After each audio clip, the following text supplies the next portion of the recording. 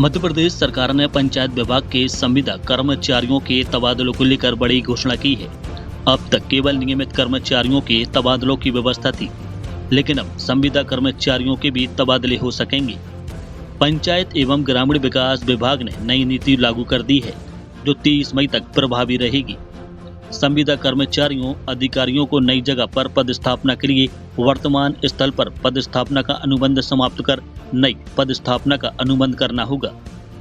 हालांकि नई पदस्थापना के लिए उन्हें भत्ता और छुट्टी का लाभ नहीं मिलेगा। जिले में कार्यरत संविदा कर्मचारियों में से केवल 10% को ही स्थान परिवर्तन किया जा सकेगा। विभाग ने ये स्पष्ट किया है कि संविदा कर्मचारियों के स्थानांतरण की प्रक्रिया अब नियमित कर्मचारियों के समान ही होगी।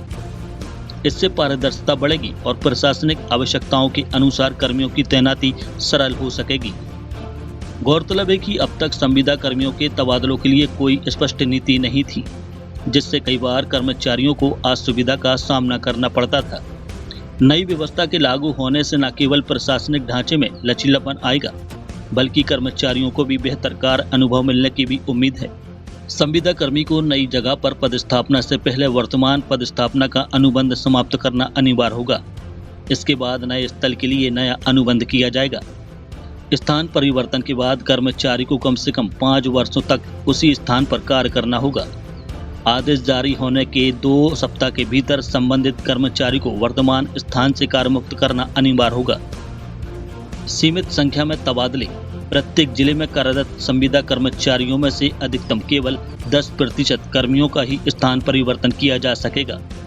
पंचायत एवं ग्रामीण विकास विभाग ने एक संविदा नीति बनाई है, जिसके अंतर्गत उन्होंने संविदा कर्मचारियों को ट्रांसफर करने का उल्लेख किया गया है। यह नीति एक बंधुआ मजदूर के समान नीति बनाई है। संविदा कर्मचारी नियमित कर्मचारियों के समान काम करते हैं। इस नीति में ये उल्लेख किया गया है कि यदि संविदा कर्मचारी स्थानांतरण चाहता है और उसका स्थानांतरण किया जाता है, तो उसको नई नियुक्ति अपनी यहाँ से भी वर्तमान में उसकी संविदा समाप्त मानी जाएगी और दूसरी नई जगह जाके उसकी नई संविदा नियुक्ति मानी जाएगी। यह एक बंधुआ मजदूर जैसी नीति है। दूसरा, उसको यह कहा गया है कि उसको किसी भी प्रकार का यात्रा भत्ता या कुछ दिया नहीं जाएगा। वहीं उसको किसी अवकाश की पात्रता नहीं होगी। जब संविदा कर्मचारी नियमित कर्मचारियों से जैसा काम करते हैं, तो जिस प्रकार नियमित कर्मचारियों की नीति बनी है स्थानांतरण की, वैसे ही लागू की जानी चाहिए।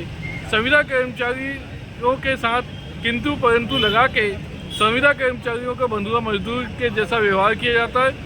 मध्य प्रदेश संविदा कर्मचारी अधिकारी महासंघ इस नीति का विरोध करते हुए वो मध्य प्रदेश शासन पंचायत विभाग से मांग करता है कि इस नीति को बदलते हुए नियमित कर्मचारियों के जैसे स्थानांतरण किए जाते हैं और स्थानांतरण के बाद जैसे उनको सुविधाएं दी जाती हैं, उसी तरह की सुविधाएं संविदा कर्मचारियों को भी दिया जाना चाहिए।